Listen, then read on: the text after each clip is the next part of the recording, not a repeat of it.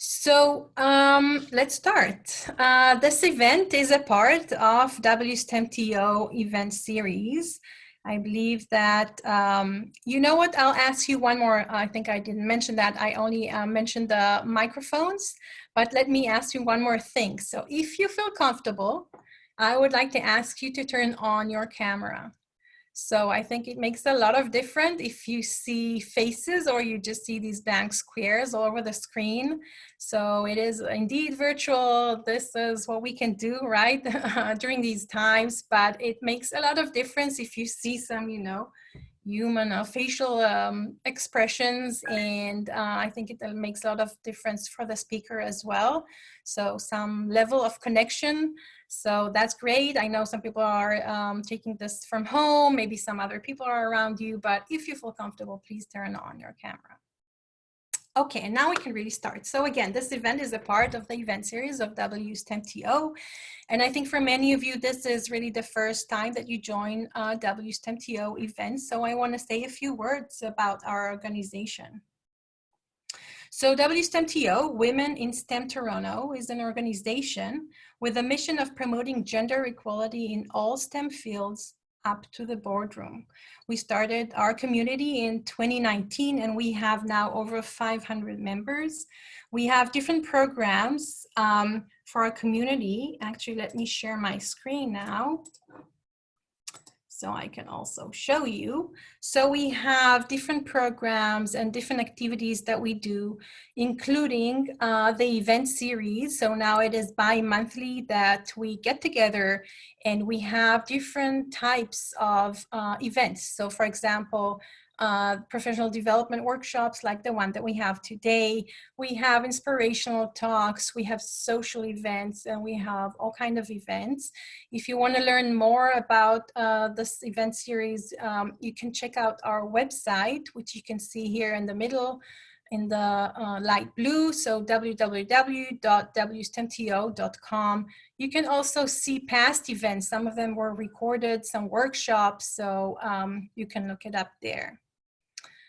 We are very proud to share that this year we also launched our Mentorship program. So this is a coaching and mentoring program that is 9 months with 2 phases. This is in partnership with Flow Coaching Institute, and first cohort started in May, now entered the second phase of the mentoring. And we have 2 tracks, one for academia and one for industry. And you are also welcome to learn more about this in our website. So we have these activities, but we also have many others. There's a lot going on, so you're welcome to learn more about us. You can also, in the website, you can sign up for the monthly newsletter and get all the news directly to your inbox. If you know us, you're familiar with what we do, and or you are just learning about us and you like what you hear. So I wanted to let you know that we're always looking for volunteers. We have a fantastic team of volunteers. They're doing wonderful work, but there's so much to do. Social change takes a lot of hard work. So if you feel that you're aligned with our vision and you're passionate about these goals, please reach out to us and we're very happy to have a chat with you. Now, during the past year, as part of our growth, WSTEM TO have partnered with other organizations and communities that share our vision. And one of them is Obayo, who is sponsoring today's event. Obayo is a membership-based innovation organization that is building an integrated health innovation economy.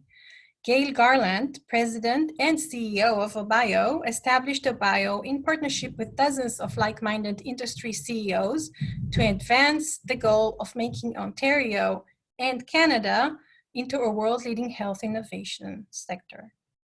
I would like to thank Obayo and Gail for this exciting partnership with WSTEM TO, and I'm sure this is just the beginning of a wonderful, fruitful, and enjoyable journey together, promoting innovation and inclusion in the Canadian life science ecosystem. Now I would like to invite Gail to say a few words. Thank you, Daphna. I am thrilled to be with you this evening, and good evening, everybody that has joined us tonight. Obayo is proud to be a partner with WSTEM TO and be part of your goal to build a strong and supportive local community of women leaders in STEM and the organization's dedication to gender equality in all STEM-related fields, including the health science industry, up to the leadership level.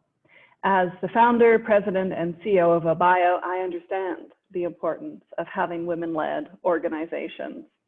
As an organization, Obayo is dedicated and committed to gender equality. On the Obayo team, there are more women than men. Obayo's Health to Business Bridge program has consistently attracted more than 50% female candidates. The program is focused on developing the workforce in the health science industry, and these candidates are exposed to industry-specific and sector-leading training to get them up to speed quickly in their positions. The work that Obayo does falls into three categories. Advocacy describes our thought leadership and the work that we do with policy and programming. Action describes the events that we organize to bring industry together. In a typical year, we do in excess of 40 events. Since the pandemic hit in March, we hosted 11 online events that featured industry leaders providing insight on how to prepare for the unexpected, through to a pitch competition that we held just a few weeks ago. Access for us is all about providing the industry with specific programming across three categories. Access to capital is supported by two programs, Health Mint and CAP. Access to talent through our H2BB program prepares early career professionals for the health science industry. And access to markets accelerates the adoption of innovative health technologies by healthcare organizations through the Early Adopter Health Network. And the Obayo Investment Summit brings global investors to see the best of what Canada has to offer. Obayo's Health to Business Bridge program prepares early career professionals for the health science workforce through industry-specific training and by pairing companies with the talent they need to scale and grow. H2BB is characterized by specifically designed workshops to augment academic learning and to bring a healthcare industry perspective to general skills. These workshops are complemented by the engagement of subject matter expert advisors who mentor each participant and coach them so that they can achieve career success. The Obayo Investment Summit is our annual investment summit event, and that brings together Canada's most promising health science companies to present and meet top-ranked global investors to create opportunities for new and cross-border investments. With world-class technologies, leading-edge research, and great environment for investors, Canadian companies represent an incredible opportunity for global health science investors. Through company presentations and one-on-one meetings, the summit highlights Canada's most investable health science companies across all the health sector silos: therapeutic, medical device, diagnostic, and digital. Our next annual Obayo Investment Summit will take place in February 2021, and it looks like it's going to be completely virtual. We'll put out a call for applications in the coming weeks for companies to present at the 2021 Investment Summit. I want to close by saying thank you for your attention. Please reach out to Obayo if you're interested in the health science industry, if your company is growing, you are looking to hire, or you're looking for talent, or if you're interested in the Early Adopter Health Network, or applying for the Obayo Investment Summit. Thank you again. It's Obayo's pleasure to host this event. I hope you enjoy the workshop, and I look forward to future events. Thank you. Thank you so much, Gail. It is our pleasure to be your partners. So now with this, I will hand over to Soumya. Thank you, Daphna and Gail. So without any further ado, let me introduce our wonderful speaker today, Anna Lokotkwaka. She is an international career advisor, speaker, and LinkedIn branding trainer. She is known for helping people market their professional stories on paper, in person, online, depending on the situation. So she regularly gets invited to speak at conferences across North America and delivers high-powered workshops for job seekers. So Anna's insights have been featured on Forbes magazine, JobScan, and other career resources. So everyone, please welcome Anna and hand over the stage to her. Thank you so much for the warm intro. I'm really happy to be here, and hello everyone who joined today. I'm glad to see that there are so many of you who found the time, and let's do our best to make the most out of this hour or hour and 30 minutes, whatever we have to spend together today. So I'm just going to share my screen because I do have a few slides to show you guys. So let's see if this works. Okay. So basically, I feel like, starting with we're gathered here today, but we're here today to talk about how to make the most out of your LinkedIn profile. And basically, the idea is that we're going to start with a few lessons and a few takeaways that I want to share with you today, because I work with job seekers every single day. I write LinkedIn profiles for people, and I also help people make the most out of their LinkedIn presence so that they can find those opportunities that they want and deserve. Basically, I have like a short presentation to share with you guys today. Then we'll also be reviewing a couple of your profiles. So there were a couple of people who volunteered to have their profile reviewed so that we can learn together and look at practical examples rather than just talk about theory, however great and good that might be. And then at the end, we'll be happy to take questions. So the ladies will help me to monitor your questions in the chat. So please feel free to start asking questions as we go, but just letting you guys know that I'll be taking them towards the end of the presentation, and we'll do our best to cover as many questions as we can. Just feel free to drop them in the chat and wait a little bit towards the end of the presentation so that you'll have all of them answered. Sorry, just trying to, okay. So just a quick intro. I know that we're not here to talk about me, but for those of you guys who have never met me or have never seen me online, I'm a career coach, and I work with job seekers every single day to help them get hired faster and land that job opportunity that they want and deserve. So those are people just like you, competing against everyone else in their industries, in their professional areas, trying to make the most out of their careers and learning how to utilize all of the tools now that we've all transitioned to the virtual world. Some of us have been there for quite some time, but some of us haven't. And now is the best possible time to make the most out of your online presence. So most people know me as a resume writer or a LinkedIn profile writer. I'm also an interview coach. I do quite a bit of public speaking, and I create a ton of free content online, both on LinkedIn and YouTube. So if you are curious about getting some career advice on a pretty much daily basis, you're welcome to follow me on those social media platforms. And one other really cool thing about me is that I co-founded a platform with affordable job search resources for people who cannot really afford one-on-one coaching or just need some quick information brought to them right away without having to screen through all of the career advice out there, because there is a ton of information. And I'm going to be honest with you guys, I'm in the space, but even for me, it's overwhelming to see how much information is out there.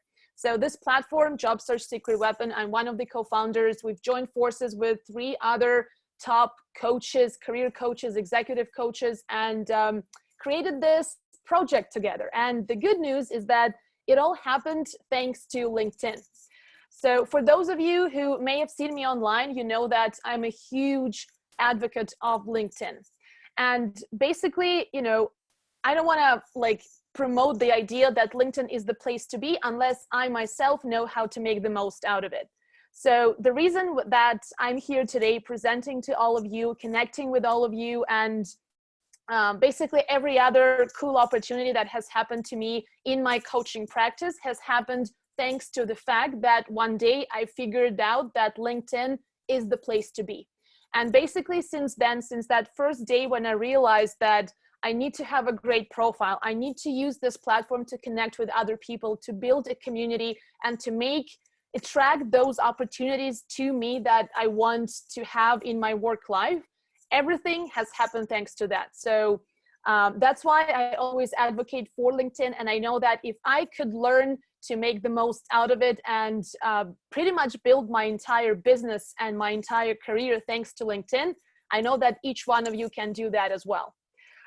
When it comes to your LinkedIn profile, which is actually the main thing that we're here to talk about today, in today's world, considering all the recent events and considering how everything has moved online these days, your LinkedIn profile is basically your digital handshake in the professional world today.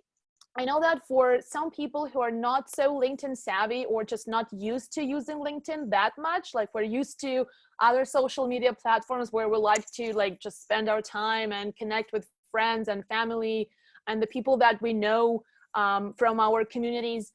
LinkedIn has not had the same level of popularity over a few years until in 2016, Microsoft took over and completely transformed the whole experience and the entire platform.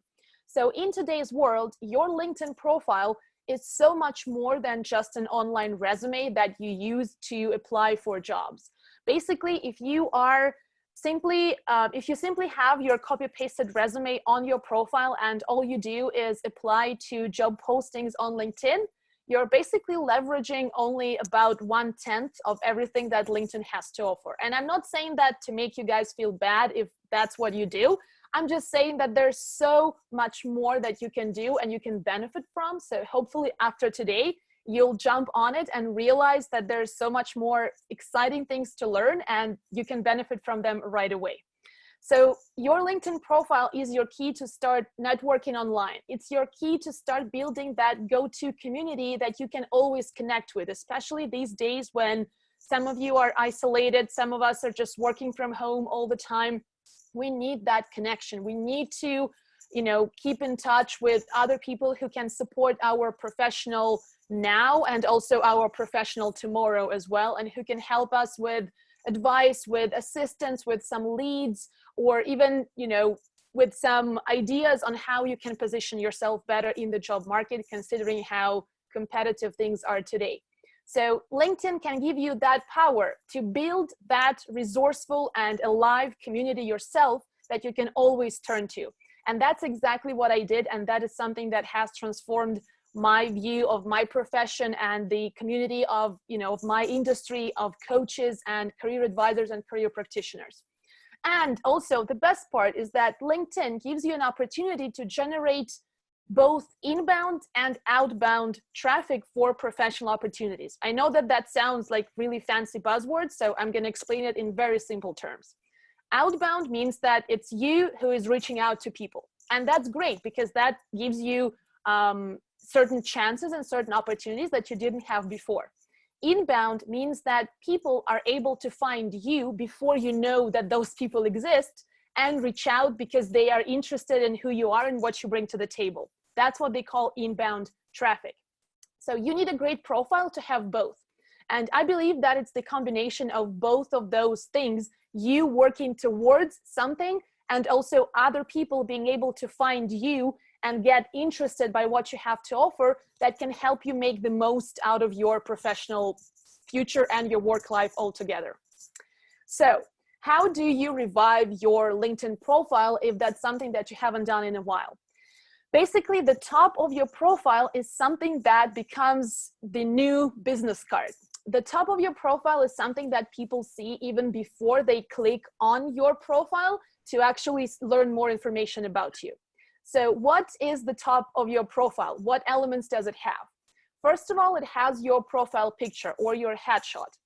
And a lot of the times, unfortunately, I am still seeing people who don't quite understand the importance of a great profile picture on LinkedIn. I'm not going to spend too much time talking about this, but the one big takeaway from this point for you guys is that first impressions matter. You may like it, you may not like it, but it's a fact. And all of us, it's wired in our brains without even us knowing about it, that we pay attention to that first impression, and that makes a huge impact on whether we want to reach out to that person and connect with them, have a conversation, and potentially hire them or collaborate with them in a certain way, or we don't. So you really want to, put some effort into your LinkedIn headshot and make sure that you're putting your best professional face out there. I'm sure that a lot of you already know that LinkedIn is not Facebook, it's not Instagram, so there's a certain standard for your profile pictures. And I'm not gonna say those things because I know that that's pretty obvious to a lot of you. What I am gonna say though is that view your headshot as a way to showcase a little bit of your personality. I know that a lot of times people think that, oh, it's LinkedIn. That means that I need to have a very serious passport type photo because that's what employers want. Not anymore. These days, LinkedIn is a lot more conversational. It's a lot more engaging, and people are used to having that more of a personalized feeling when they look at people's profiles. So make sure that you find that great balance between looking professional, looking your best, looking confident, and at the same time signal openness, signal that you are friendly, that you want to connect with people, and showcase a little bit of your personality. Same goes for that background image. That is the image that is right at the top of your profile when someone clicks on it. That is usually what you see is the default blue background that people just leave there, and that's the default option, and that's it. Again, I'm not going to say that this is an absolute deal breaker for your profile, but like I said, first impressions do matter. So why not use this opportunity to find or design an image that can really fit into the context of your industry and can help make your profile more memorable, basically help your profile stand out. Because I know myself, whenever I click on a profile that has a great professional background or header image, whatever you decide to call it, I always remember that person. It's just easier for me to recall what that profile looks like because of that memorable image right at the top. So instead of just defaulting to that blue background, try and explore some options that can fit the context of your profession, of your industry, of your professional interest, and your personality. And there are a ton of free tools that you can use, so you don't need to hire a graphic designer to do this. You can do it yourself. You can have some fun with it. You can look for inspiration by just searching, on Google or on social media, and you can come up with something really great that'll help you stand out online. And the last portion of the top of your profile is your headline. Again, headline is something that just defines who you are, and that's something that when people look at it, recruiters, employers, just other professionals on the platform, they read your headline and then they decide whether they want to learn more or not. So you really want to make the most out of that seemingly little detail that actually is the most impactful part of your profile. So we're going to spend a little bit of time talking about what that actually looks like. I know that a lot of people simply leave the default option, and by that I mean the job title at company name. So for example, it could be marketing manager at Amazon as their headline. And although that's okay, it just does not help them to be easily found on LinkedIn, or it does not tell other people what is unique about this person who works as a marketing manager at Amazon. So it looks outdated, it looks like it lacks personality, and it does not help people to find you easier on LinkedIn. So let's explore some options that you can implement to make the most out of your headline. And I'm actually going to use my own profile as an example here. I know that, again, you guys, all of you might have completely different and unique headlines, and that's okay. That's the way it's actually supposed to be. So a couple of things you need to know. Your headline has 220 characters. That was extended because before it used to be 200 characters, and quite recently, just a couple of months ago maybe, LinkedIn has given us 20 extra characters to make the most out of that space, which again proves my point of how important your headline, your profile headline actually is. And a little hack for those of you who have iPhones and use Apple for their mobile devices, you will have extra characters available on your LinkedIn mobile app. Don't ask me why. Not a question for me, question for LinkedIn app developers, but it is true. So if you try to edit your headline from your iPhone using your LinkedIn mobile app, you will have extra characters. Not saying that it's 100% that you need it, but an option which is nice to have.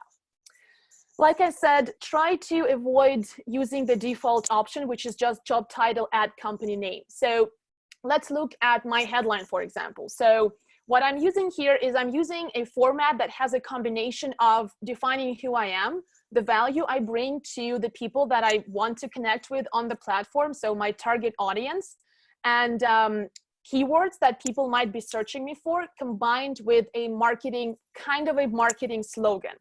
And I know that some of you might say, well, you're running your own business, so that makes sense for you. But actually, that makes sense for all of us because, yeah, I'm selling services and I'm selling my expertise, but so are you guys. You are your own brand, and employers are going to look at you as an investment. So you are selling your experience, your skill set, your expertise. So the exact same logic actually applies to you if you are looking for employment opportunities, for example. And again, going back to the point of helping people find you more easily on the platform, because that's what we want. That's what we were talking about when I mentioned that inbound traffic, right? Helping other people to find you on LinkedIn. That has to do with putting in the right keywords into your headline. So if you look at my profile, I put things like career advisor because it happens to be one of the most popular ways how people define what I do, although it could be a lot of different definitions. And that is one of the top words that people use when they search for someone who does what I do. I've used words like LinkedIn personal branding because, again, that is part of my services. That is part of my huge passion. I talk about it all the time. Again, if you follow me on LinkedIn or if you happen to see me on there, you'll know that that's totally true. And I've also added a little bit of an extra hook with the YouTube video creator to tell people a little bit more of, to show other sides of my personality, both personally and professionally. So that way you kind of add that unique attribute that is just you and that shows people a little bit about your interests and how invested you are in something. You don't have to do this. That's not something that is a must-have, but it's a great way to, again, get people attracted to your profile, get them to want to learn more and to have a conversation with you. When it comes to thinking about keywords, one thing to keep in mind is it's not what you believe your profession or what you do needs to be named or needs to have a certain title, but it's actually what recruiters and employers think that looks like. So whenever you're, trying to optimize your profile headline, it always helps to think about what words are recruiters typing into the search on LinkedIn to find people like me. Those need to be in your profile headline. Now, right below your top of your profile comes the About section that used to be called a summary. This section is something that is so contradictory these days. I'm going to be honest. There are people who think that it's not worth anything and you shouldn't spend too much time on it. There are people who just copy paste a summary from their resume on there. So let's clear this once and for all. Why do we need this section and how we can optimize it? This section is something that, again, can help you tell a little bit more of your story, because the main thing that is happening on LinkedIn right now is shift towards more of a marketing and engaging platform where people can really socially interact. And that means that there is no more space for boring resume language or those statements that are simply copy pasted from a resume. So use this section as an opportunity to tell your story. And that means that you can even write it in the first person. So you don't need to say things like, experienced professional with 10 years of experience, you can actually, you know, be a little bit more conversational, use some of the language that reflects your personality and reflects some of the key things that matter to you, that you're passionate about, that you believe in, because those are the things that people can relate to very easily. And that is something that, again, will get them to remember you, will get them to want to have a conversation with you. So I have a formula that I really like personally to use for the About section, and that's what you see on the screen right now. Again, if you're looking for some guidelines because you have no idea where to start and how to optimize this section, feel free to use this. So you start with a one-liner, an opener of telling people who you are. Then you move to telling them what it is that you do. So that's something that is also called value proposition, right? So how can you add value to those companies that you want to work for? Then you tell people how you do what you do. And that is actually different from what you do, because what you do, it's a simple outcome, right? So I help people get hired. If you work in marketing, you help people, you help brands or companies sell their product or service. If you work in as a software developer, you help build software products. Like, what you do is pretty straightforward and simple. But how you do it, that has to do with you leveraging your unique skill set and your competitive advantages during the process. And that is something that, again, answers the question, how are you different? What is more interesting about you than 90% of other people? And I know that when I say it, it might sound intimidating, especially for those of you who are not very comfortable, you know, talking about yourself and pitching yourself and selling yourself. I'm not going to be afraid of using that word, selling yourself. But believe me, regardless of which stage you're at in your career, you have something unique about you that other people deserve to know. I know this because I meet people, job seekers, every day, and they can be anywhere between like senior C-suite leadership level all the way to just starting out in their professional career and figuring out what to do. And when I get to know them, I see how much they have to offer and how many unique things there are about their background and about the things that they can bring to the table and tell employers about. So this is your chance to tell employers what is unique about you and what are the competitive advantages that set you apart from 90% of other candidates you're competing against, basically. And finally, you wrap up your About section with what you're known for. What are your key selling points? And those don't need to be those, you know, cliche things that we're used to putting on your resume.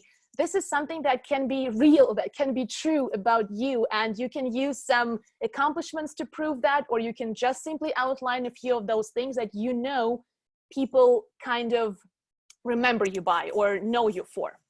So this quick formula, I love using it. Again, I'm not saying that that's the exact order of how you should be doing, but if you, again, like I said, if you have no idea how to start optimizing your About section, you can start with that, and then you can tailor whatever comes out of this towards what you believe is more interesting to read and more comfortable to you as well, and can be more interesting for other people who come across your profile.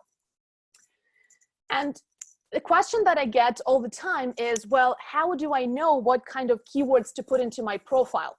Here's a little trick. So once you scroll down your profile, right below that About section, you have a dashboard that is only private to yourself, something that only you can see as the owner of your profile.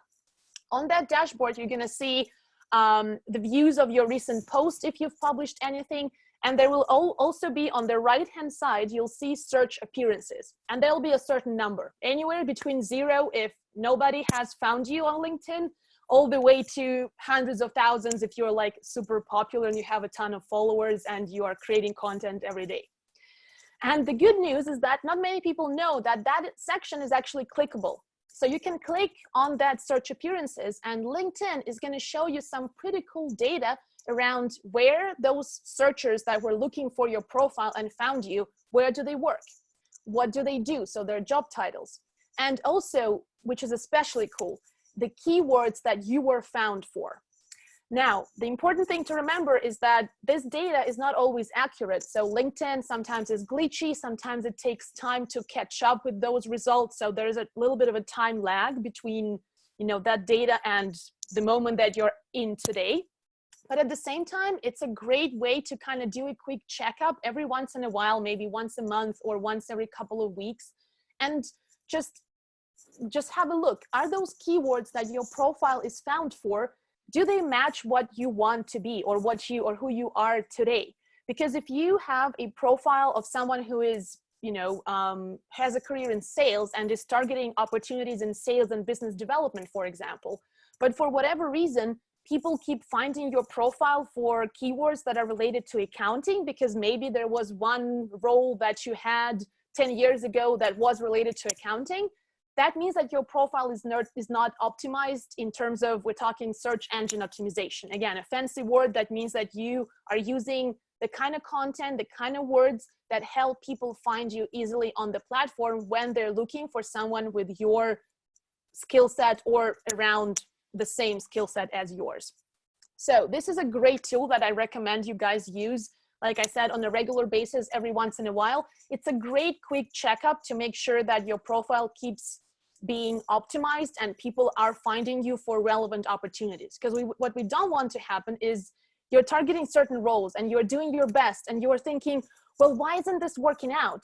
Well, maybe that's the reason why, because you're thinking you're targeting certain opportunities, but that's not the way your profile sends that message to other people. So this is a great way to kind of compare. This is what I think my profile says, and this is what it actually says and what other people are seeing. And if those two things don't match, well, there's something that needs to be done about that. Few extra perks as we move kind of down your profile. And again, this will be more visual once we get to reviewing some of your profiles of you guys who volunteered to have your profiles reviewed today. So when it comes to your work experience, again, the age of copy pasting stuff from your resume and keeping the bullet points everywhere, that time is gone. It's time to reinvent the way you describe your work experience. And I don't mean that you need to become an amazing copywriter and create an essay for every single one of your previous roles. What I do mean is that it's time to lead with accomplishments and results, because functions of your job, and that is actually true for your resume as well as your LinkedIn profile, tasks and responsibilities do not sell. Like the fact that I will tell you that, well, I write resumes for people. Well, that's great. But if I tell you how many people land those job interviews that they wanted, or how well their resumes perform, that's what is gonna sell my profile to you if you wanted, for example, to hire me. Just using that as an example here. So, but the exact same logic applies to you. So when you're writing up the description of your roles in your past experience, what matters is that look at yourself as an investment. That's the way an employer or recruiter is going to be looking at you. So make sure that you are leading with what return can those people expect if they invest in you. And that means leading with specific results and accomplishments that can be both numerical, so they can have a quantifiable metric attached to it, like percentages or deadlines and timelines and things like that, or dollar amounts even. And they can also be qualitative as well. So the fact that you were promoted, the fact that you were selected for a special initiative, or the fact that you were an informal leader of the group, even though you didn't have the authority to manage other people. Those things also matter because they prove your competence. They prove your level of expertise. Another cool feature is that you can actually attach multimedia files to your LinkedIn profile to help illustrate your work and make your profile stand out. That can be anything, starting with an example of, like, if your work is visual, so you have a visual element, if you're designing something or drafting something, it could be that. And it could be also an article that you wrote somewhere. You can attach a link and send people off to another website where they can read what you wrote. If you, let's say, wrote something for a previous employer, or you wrote as a guest blogger on a website somewhere. You can also attach a video. If you ever made a video about yourself, about your work, you did a video presentation, that can be on there as well. If you ever hosted any kind of a meetup or workshop or anything like that, that can be on there as well. So all kinds of things, really, starting with a LinkedIn post, an example of your work, a design, a video, a PDF, a short 3-slide presentation of a project that you were on, done in a case study format. All of that can be added on your profile, and that can increase your credibility quite a bit. Now that we're scrolling below that, so we're going, we've been to your experience section, now we're scrolling down to your skills and endorsements. That is also a section that a lot of people unfortunately disregard, but it's actually also important for your search results. Make sure that you optimize your skills sections strategically. So it's not only about the skills that you had from your previous roles. It's also about, again, the skills that the recruiters are looking for when they're looking for a professional like yourself. And in that case, the job description or the postings that represent those opportunities that you're interested in can be of great help, because you can borrow those skills from there and you'll know how exactly to indicate that skill that you have and that you're good at in your LinkedIn profile. Endorsements, again, not many people know that endorsements, sometimes you feel that they are super random and people are just endorsing other people to get some numbers in there, but those actually are helpful for recruiter searchers as well, because all things being equal. So if we imagine if we have two profiles that have pretty much everything in common in terms of how well written they are, how optimized they are, how visually appealing they are, and how active they are on the platform, if your skill section has more endorsements than the other profile, your profile will come up higher in the results of a recruiter's search on LinkedIn than the other one. So that's why your skill section matters as well. And finally, one of the most underestimated sections of LinkedIn profiles is recommendations. Guys, anytime when you want to buy something online, what do you do first? You go right to the review section, you check out what other people said about the product, and then you decide whether you want to purchase it or not. How is this any different from people deciding to partner with you, talk to you, hire you, connect with you, all kinds of things? The exact same logic. It helps to validate your experience, your competencies, your core strength. And the good news is that you can also repurpose those recommendations. Repurpose is just a fancy word of me saying that you can borrow bits of those recommendations and use them in your resume to add a little bit of a trendy element as a review from your boss on your resume. Or you could use it as part of your cover letter to kind of, again, validate certain skills and validate your level of expertise. Tons of different ways. The most important thing, though, is that this is one of the strongest, most compelling ways to validate what you bring to the table. So make sure that you get on it and you start asking people to write you some good recommendations. And finally, we've kind of talked a little bit about what it takes to write a great profile, how a little bit of the algorithm behind the scenes, how it works and how it shows your profile to other people. But the most important thing that a lot of people forget is that simply writing a great profile, unfortunately, is not enough. So you might be thinking, well, great. So now that she told me how to do this, I'm going to spend 3 hours tonight, optimize my profile, and tomorrow I'm going to have 10 job offers on my table. Doesn't work that way. One of the main factors that LinkedIn considers when the algorithm behind the platform, so the mechanism behind the platform, decides who to show your profile to is, well, number one, keywords. So that's why we spend so much time talking about keywords. But the second one is the activity of your profile. So if you simply wrote up a great profile and then you left LinkedIn and you haven't showed up in days and you haven't done anything on the platform, LinkedIn knows that, okay, this user is not very active. So they are not really interested in being shown to other people and connecting with others as actively as another user would. So why would I show their profile if I can show this person who also optimized their profile for keywords, who also did all the work, but they also are daily active, which means that they are super interested, they're super engaged. So let's help them connect with more people. So that means that if you truly want to make the most out of your LinkedIn profile, it's not just about optimizing for keywords and writing a pretty story about who you are and what you bring to the table. It's also about putting that stuff to good use and generating traffic to your profile. Remember those inbound versus outbound we were talking about? Again, Outbound, you reaching out. Inbound, people finding you. So one of the best ways to get more people to find you is to also be more active on the platform, because unfortunately, a lot of the times we are geared towards, this is what I want out of this. This is the result, right? I want job offers. I want calls from recruiters. I want a promotion. I want this. So we're focused around getting something, but we don't always realize that before we can, you know, have enough to offer to get whatever we want, maybe we need to give something first. And that means maybe we need to have some conversations on the platform. So offer value to other people.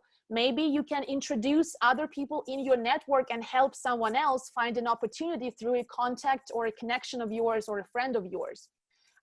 It also helps to obviously grow your network. And again, I'm not a numbers person, so I'm not going to tell you that this is the number you should aim for in terms of the number of connections, because at the end of the day, LinkedIn is not about quantity, it's about quality. Although to a certain point, quantity helps as well. So I'm saying you need a balance. You don't want to be that person who just sends out random connection requests to literally anyone, but you also don't want to be that person who has 30 connections that are my 30 best friends, and I don't talk to anyone else on LinkedIn. Find a golden balance, I guess, between the two, and start growing your network more proactively, because a lot of the times it's those, that is something that is called weaker ties, right? So strong ties in your network are the people that you know really well, and weaker ties are those friends of friends or former colleagues, the people that you don't really interact with that often, but who technically know you. So those weaker ties are usually key to reaching those opportunities that were unattainable to you before, that you simply didn't know existed, or maybe you knew, but you had no one to help you get in the door. So make sure that you grow your network proactively on LinkedIn and start searching for the people who you admire in your industry, who have a similar background, but maybe are a couple of years ahead of you, or someone who is still a little bit behind the level you're at today, but has something truly interesting and inspiring about them. So LinkedIn is about building meaningful relationships. That's what I mean in terms of quality, right? So you really want to make sure that it's not just a transactional approach, as in I help you today, you help me tomorrow, and vice versa, and we go that way, but it's about maintaining some kind of a meaningful interaction and meaningful conversation. And last but not least, the biggest lesson that I've learned from building my LinkedIn presence, and that all of my clients and many job seekers are learning right now, is that consistency is everything. So it's not just about spending 5 hours in one day on LinkedIn and thinking, bam, now I'm going to make things happen, and then leaving LinkedIn for a month and not even checking up what's going on there. LinkedIn is about consistency.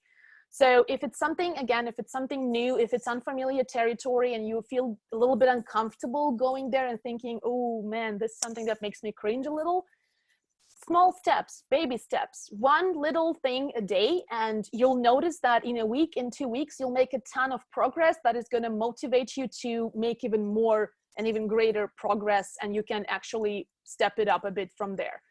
But being consistent is something that is going to bring you those results that you wouldn't be able to get otherwise. So pretty much this is everything that I wanted to share with you in terms of the presentation. I could keep talking about LinkedIn for hours and hours, but we have limited time available today. So thank you all so much for listening.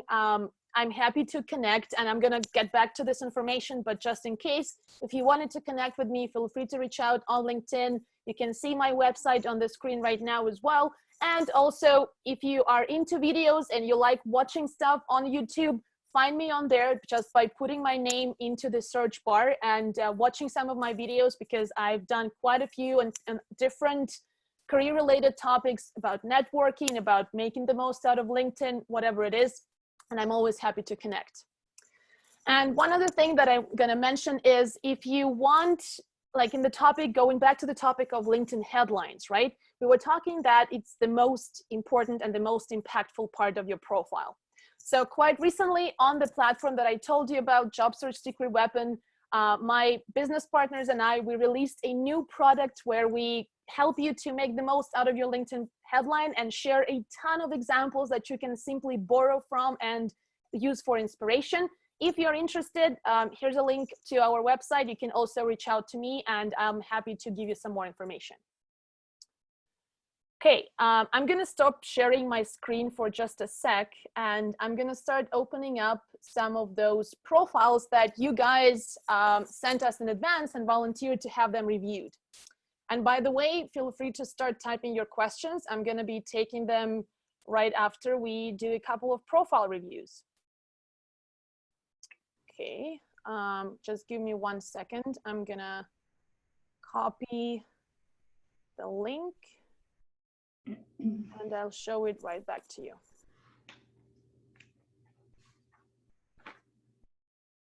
Okay, back in screen sharing mode. Okay, so our first volunteer, not sure if she's here today, but we'll use her profile anyway. And thank you, by the way, to everyone who sent your profile links in advance. Appreciate the opportunity that we can all learn from and share. And you know, a lot of those mistakes that people make are pretty common. So I'm sure that you guys can learn from someone else's profile as well. So let's start with Maha. I'm sorry if I pronounced that wrong. I apologize. First thing first, again, profile headshot, great work. This headshot is really, it's high resolution. It has enough of the proportion between her face and the rest of her upper body. She seems friendly, she's smiling, so she's indicating that she's open, she's friendly, and she wants me to, like, you know, reach out and have a conversation. Like, she makes me want to reach out to her and have a conversation with her. That is a great indication that this is a good profile headshot that I'm sure can do wonders for a profile. Unfortunately, Maha is not using any background image, so this blue default thing is exactly what we've been talking about in terms of your background image. So one tip, you could use this space to make your profile stand out. Now, let's get to the headline. So the good news is that she's using a little bit of, like, seems like she's using quite a few keywords that might be relevant in terms of genetics and neurobiology. I can only assume because I don't know the kinds of opportunities that Maha is potentially targeting or if she's targeting any. But the one thing that I would recommend is, again, clearly she's not using the entire 220 character limit.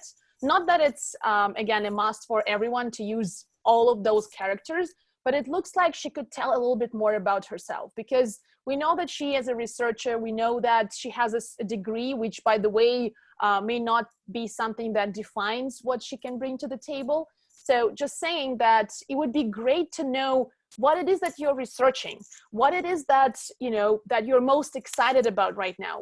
How is it that you can add value to an organization, whatever that organization is? Even if you, let's say, want to be a researcher at a university, that still means adding value at some point somehow, right? You're not just doing that research in vain. So focus on your value proposition and mention that right in your headline. Now let's go into, yeah, by the way, a lot of recruiters check your activity on LinkedIn. So they go right here and they can see what the person liked, every comment, everything, every share, every article the person wrote, which Maha hasn't, every post she would have shared, which she did a couple of weeks ago.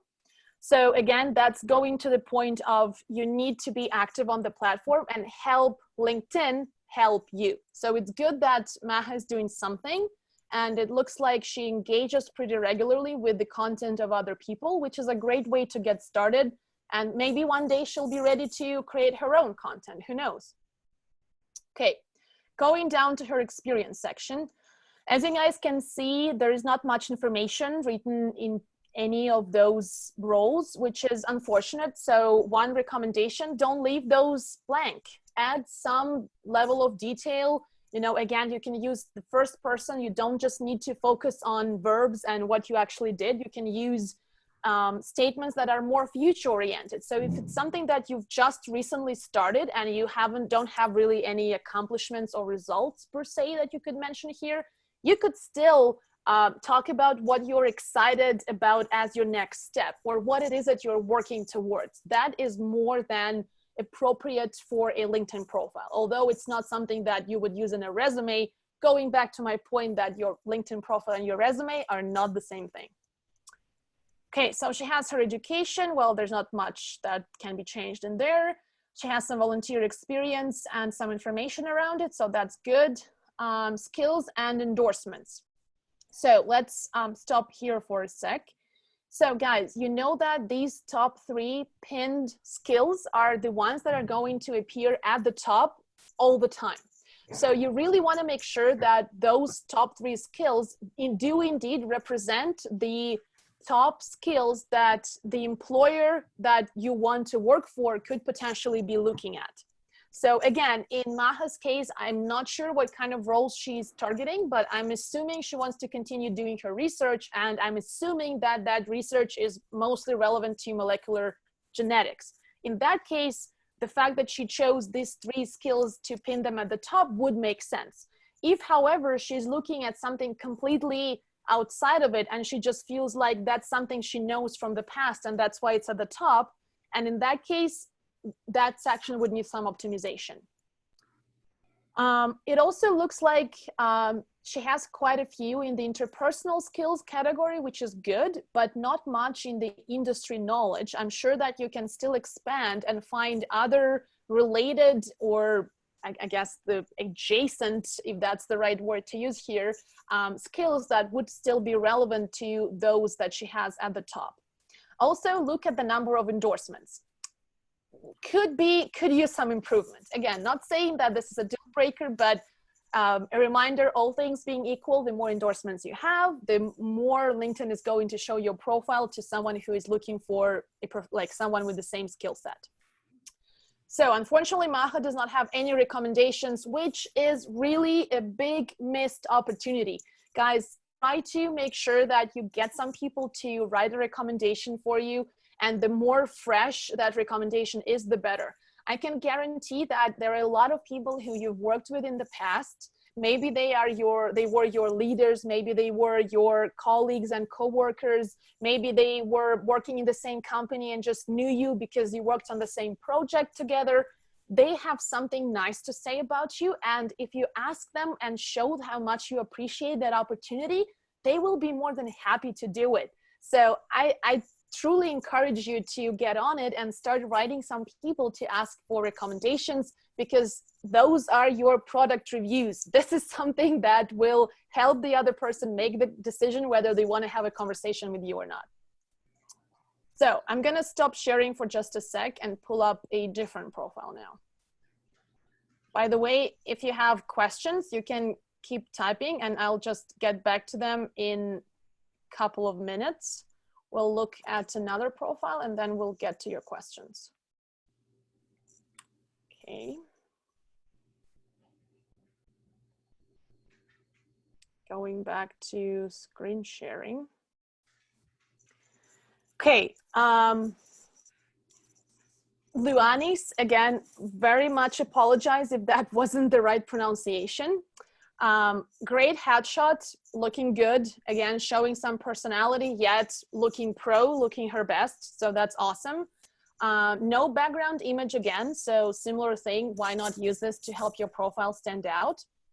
Looking at the headline. Okay, so talking about like her passion and kind of, I'm guessing that's related to her field of study and her current industry potentially. When you're writing something like this, sales and business development professional, the word professional in here, that is something that you would put on a resume, but on LinkedIn, you can just use the keywords that indicate the function. So if it's sales and business development, that's all you need. If it's marketing, that's all you need. If it's software development, that's all you need. You don't need to put software development professional. You can put software developer, but in this case, she doesn't need the word professional. That's it. Okay, her about section. Oh, I just realized that I think Maha didn't have an about section, or did I miss it? I can't remember. Anyways, okay. The good news is that she's writing in the first person, so she already is trying to make it sound like she's having a conversation with you, and potentially you're more likely to want to read it because it feels like she's actually talking to you, which is good. She's leading with what she's passionate about, science and technology, and bringing these together to provide a positive impact on society. As great of a purpose as this is, I can totally appreciate it. I think it's a bit too general. Like, think about it this way. If we're talking about Luanis's, again, sorry if I mispronounce this, competition, how likely is it that other people might put the exact same thing, because that's exactly why they got into this profession? Very likely. So it's very likely that it's going to look exactly the same, or something around this idea but using different wording. So be a little bit more specific, like what kind of positive impact do you want to make when you bring science and innovation together? Or if you bring science and innovation, in what area or what kind of innovation? So provide a little bit more context so that it sounds more unique and more specific. And that way you actually make it more interesting rather than something that is as generic as this. It doesn't make you stand out. Another thing that, that you need to take into consideration is that she's writing everything as one long paragraph. So that makes it really hard for people to skim through very quickly. And remember that people are going to have literally a few seconds to look at this section. They're not going to spend too much time on here. So if you want them to take something away from it, make it really easy to skim through by simply adding space. So just add a line that is empty in between. That way you break it up into shorter paragraphs that are just visually more appealing, and it looks like it's going to be easier for me to read through this stuff. And if it looks easier, I'm more likely to read through it. I'm not talking about me personally, but using any kind of a third party here. And then for some reason, okay, so here it is. She's saying, I'm eager to work with a company that, and then she defines what she's looking for.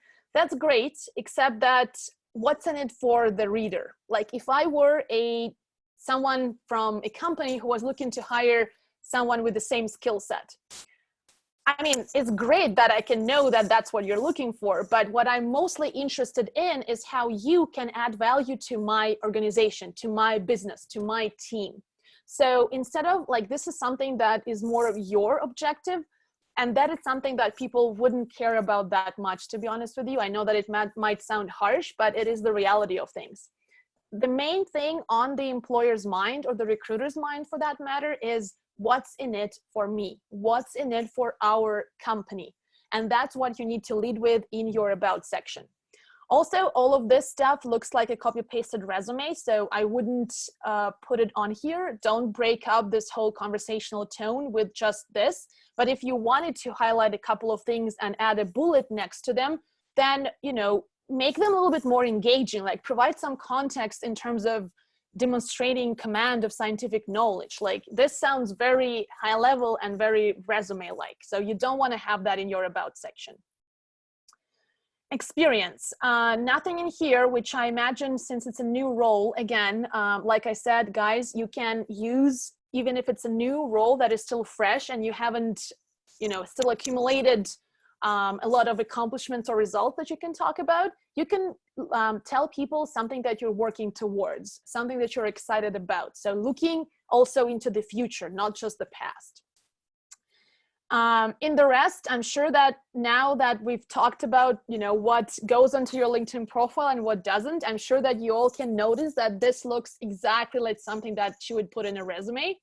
Don't recommend to do that. You can, you know, list certain things like B2B sales maybe, or strategic planning. You can list them somewhere at the bottom, but lead with accomplishments. Again, these keywords by themselves, they don't sell your expertise. They don't make other people want to hire you.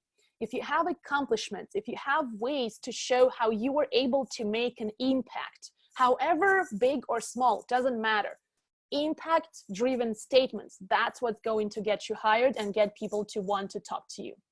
Well, basically, same thing applies to all of the other roles. Education, licenses and certifications, great. Volunteer experience, okay. In here, let's see. very few endorsements right off the bat, so she could work on that. The top 3 skills, unless she's targeting specifically in the French-speaking area or French-speaking companies, yeah, in that case, French would be highly relevant. But again, guys, remember, these top 3 skills need to be not the top 3 skills that you believe are great. These need to be the top 3 skills that are most searched for in those jobs that you want to have. So if you don't know what those are, go online, find, I don't know, 10, 15 job postings that you would be interested in, look through them, take a highlighter or use your computer to highlight certain parts of those postings and find that common denominator in the skills they're asking for. Those need to be the top skills on your LinkedIn profile. She has some recommendations, which is great. And one of them is very fresh. Oh, that's actually what she's given. Apologies. So she hasn't received any. Giving recommendations is actually a great way to receive some recommendations in return. So the first thing that I would do is ask these 2 people if they could write her something in return from their experience working with her. Okay, I'm gonna stop sharing my screen for now. So I think we can start taking some questions now. And if we still have some time after, I'm happy to review another profile. So we'll have 3 profile reviews.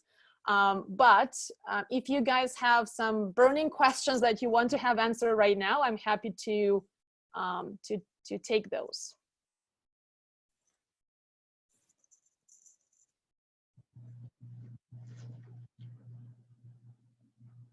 I think Ellie from the audience had a question, so we'll go with that, and then I'll go through some of the questions that are in the chat box.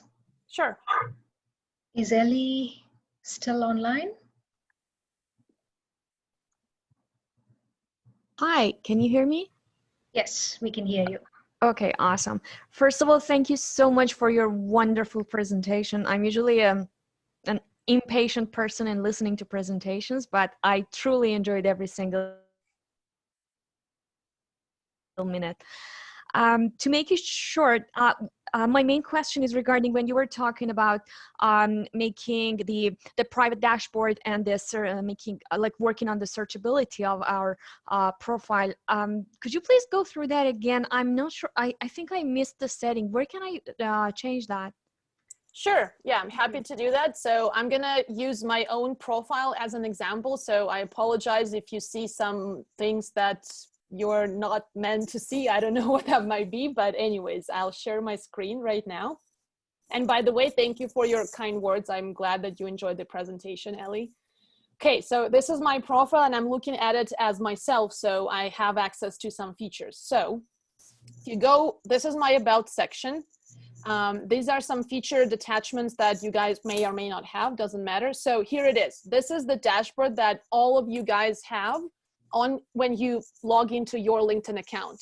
So who viewed your profile, post views, and these are search appearances. So if I click on here, that's the information that I mean. So where your searchers work, the people that searched me in the past number of days. And by the way, I don't have LinkedIn Premium. So for premium members, this might look a little bit different and you might have access to more features. This is the standard regular LinkedIn profile.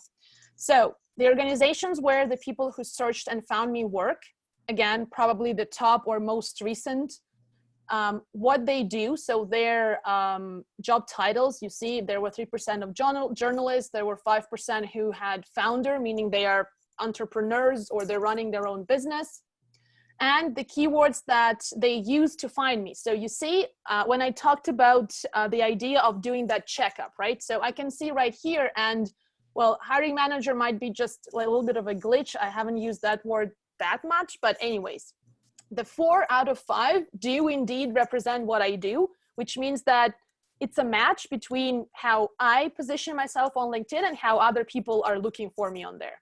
So that's the feature that I was talking about. Okay, so we have a couple of questions. I'll read it out loud. That way Anna can answer. So we have a question from Nadia. Anna, you might have covered in your talk, but here's the question about section in the LinkedIn. Do you recommend writing it in the first person? Yes, I absolutely do. Third person looks outdated. It looks like you're writing a resume. First person makes it sound conversational, makes you establish that initial connection. So subconsciously, the person reading feels like they're hearing your voice, and that makes them want to actually continue this conversation. Okay. Next question is from Heather. What are your suggestions for the summary for those who are entering a new industry? That's a great question. So when you're entering a new industry, what you want to highlight are your transferable capabilities. That's just a fancy word of saying that there's a certain skill or two or three or however many that you have that you've used in the past in the old industry that is also highly relevant in the new one. Something that you can transfer from your past experience to the new experience, to the new world, and still generate some value using that strength or using that skill. So focus on those, and also try to connect the dots to kind of validate, I guess that's the right word I'm looking for, to validate your the seriousness of your intention of moving to this new industry.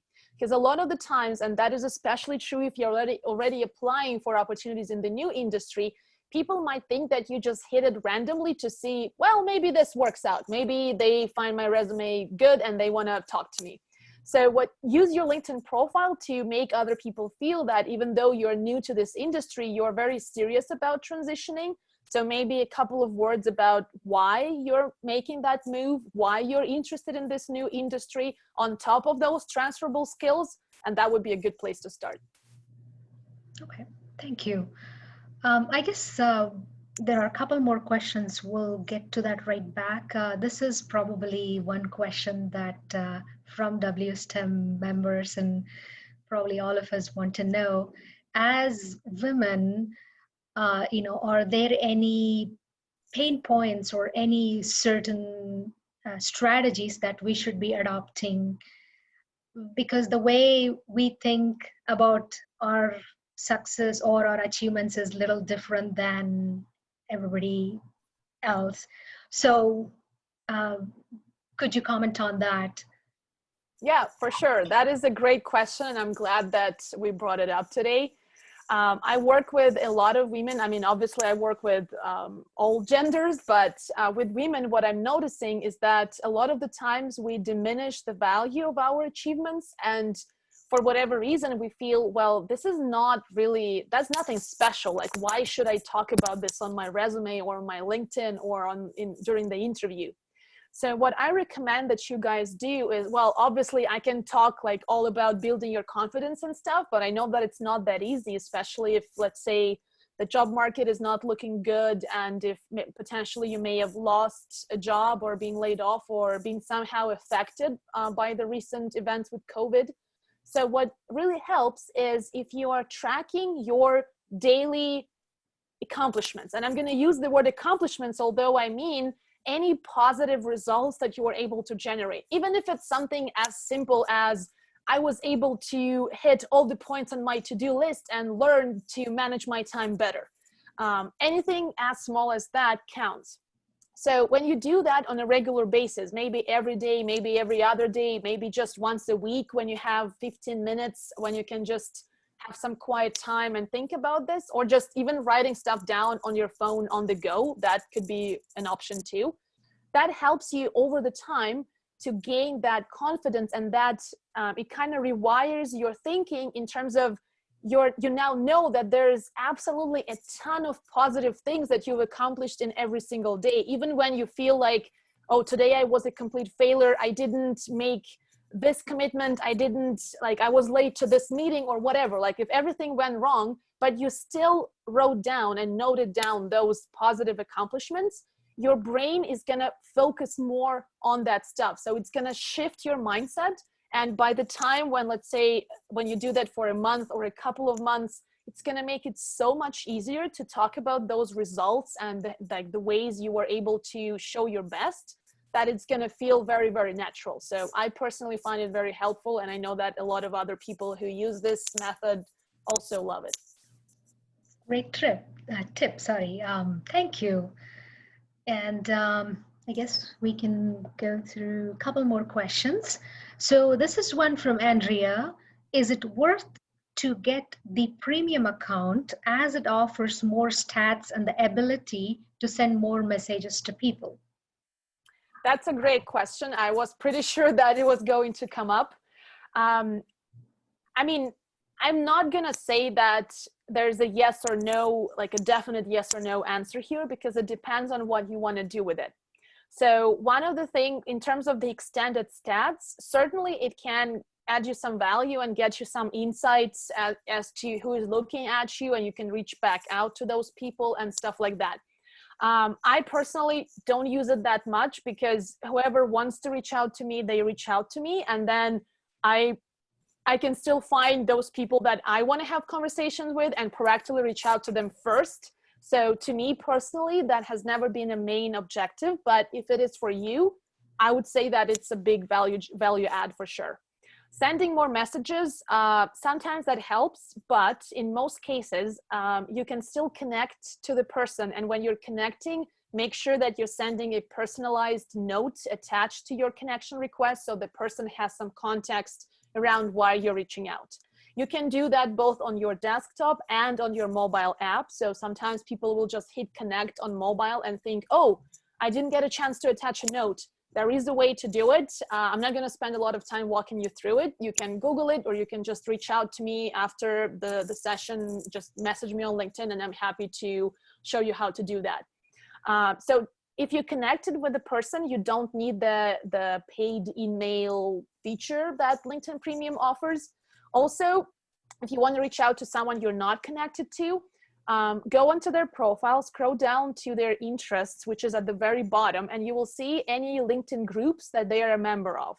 And if you join the same group as they are, you actually have, I believe it's either 10 or 15 messages that you can send for free to the members of the same group. So it's a little hack to go around having to pay for emails or having to use LinkedIn Premium for that. Other than this, obviously LinkedIn Premium gives you some like extended access to the LinkedIn Learning platform. So you could potentially consume some content if you're interested in that. Again, depending on what you want. If that's something that you are focused on right now, if you're interested in doing some courses and stuff, that would be included. Some of it would be included in your premium account. And one last thing that I'm going to mention is that the one big advantage that I see in premium is the search results. So when you look for someone on LinkedIn, it's going to show you more profiles than a regular LinkedIn profile. That helps if you're just starting out. So if you don't have a big network yet, that can be helpful. Once you're already in this and you have enough networking meetings / calls / informational interviews scheduled in a week, you may not even need to have more search results because you're getting enough. So again, depending on what you want, and then you can just take these points into consideration and decide whether it makes sense for you or not. Okay, thank you. So the next question is, I think, basically two questions about searchability that you were referring to earlier in your talk. I believe you showed it to us where to find it and how to access it. From Luanis, the question is this data available to everyone, or do we require a special LinkedIn subscription? No, that's available to any LinkedIn member. Like I said, I don't have premium and I have that feature. You might get more like extended information if you have a premium, but you don't need any special features to be able to see that information. Okay, sounds good. Next question is, how do I request endorsements? Well, one way is to endorse someone first. That's number one. And usually people would endorse you in return. The other more kind of meaningful way is to reach out to someone who actually knows you. So we're talking about not a random, yeah, I think I know that you can do sales, but someone who actually saw you in action. So you delivering some great sales results or being really good at interacting with customers. So you would reach out to them and say, hey, you know what? I'm really working on stepping up my LinkedIn game. And, you know, it would really help a lot if you could look over my skills section and see if there's something on there that you believe reflects my strength and put an endorsement. I would really appreciate it. And one of the best ways to leverage that is that it's a very logical continuation after this is to ask the person to write a recommendation. Since they're already taking the time to go into your profile, endorse you for something, why not match that with also writing a couple of sentences about their experience working with you? That way it makes it like really credible, because whoever is looking at your profile can see, because sometimes you know that LinkedIn is going to show couple of people who endorsed you, so it's going to show their names. So if that same name is in your recommendations, that means that, wow, that's actually credible and that's really good. That's always a very positive signal for recruiters or potential employers.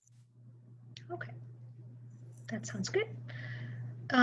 Next question we have from Shani. Any tips about the new feature of the story?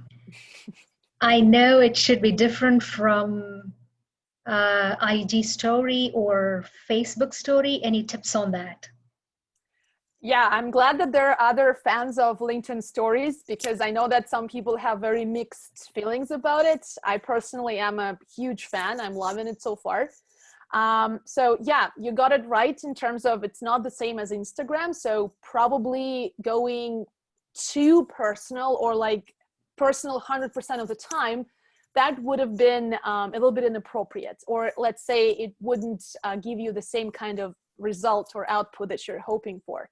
My advice is to combine some personal stuff that is still appropriate for LinkedIn, so nothing completely out of this world inappropriate, with a little bit of expert content. What I mean by expert content, I know that it sounds very fancy and you immediately think, oh my God, I need to be a blogger. But what I mean by that is just telling some stories or showing some behind the scenes of that proves that you are good at what you do. So for example, in my case, I would probably mix a little bit of my knowledge in terms of job search, resume writing, with some stuff as in, here's how I like to spend my time after work. Or here's, you know, I'm traveling to this place to do a presentation. This is the behind the scenes of me going there. And that way you reach that balance between someone still kind of getting that professional feeling because you're sharing something that you know best and you do for work. And at the same time, there's a personal element to it, so they can see a little bit more of who you are and what makes you a human and not just a polished professional profile with a super awesome headshot at the very top. I think that combination would be best. I know that it's still very new and people are still kind of learning and getting the feeling of where it all goes. That's something that I'm going to aim for in my strategy with stories, and I think it's a great place to start. And the one last thing that I'm going to add is that if you are intimidated by the idea of me saying that you should be talking about what you do for work and looking like an expert, all I mean by that is, again, no matter your work, your industry, your level of experience and your level of expertise, you have something to share. You have something that maybe you've learned today that could have been super obvious to you, but it may not be obvious to other people and can be of value to your network. So if it's something that you completed an interesting project and you had like an awesome aha moment in terms of, yeah, next time I should talk to the client more, and I think this is going to help because of this. Why not go onto LinkedIn and share that with your network, because maybe someone else is facing the exact same challenge. That way, again, you're kind of showing your expertise. You're showing it's okay to show that you're learning too. That also makes you a person, and that also helps other people to relate to you, because every single one of us, we're learning something, and that's okay to be showing that process of making progress rather than just bragging about accomplishments. Wonderful. That sounds awesome. So we'll go with just one more question and then we can wrap it up. And as always, you guys can reach out to Anna for more questions and strategies. So the question is from, I think it's more of a technical question from Vivian. Is there a way of combining two accounts into one? I believe there used to be. To be honest, I haven't come across something like that in quite some time. And given how many updates LinkedIn has released since then, I'm not sure. So I know that there used to be a way. Not sure if that's something that is still on the platform, if it's still an option. So actually, I'm gonna check on that, and something new that I'm gonna learn as well. Because at this point, given all the recent updates, I don't know if that's the functionality that still works or not. Sounds good. Folks, sorry if we didn't get to your questions. Please reach out to us or Anna. We're happy to pass on any specific questions you have. And thank you once again, Anna.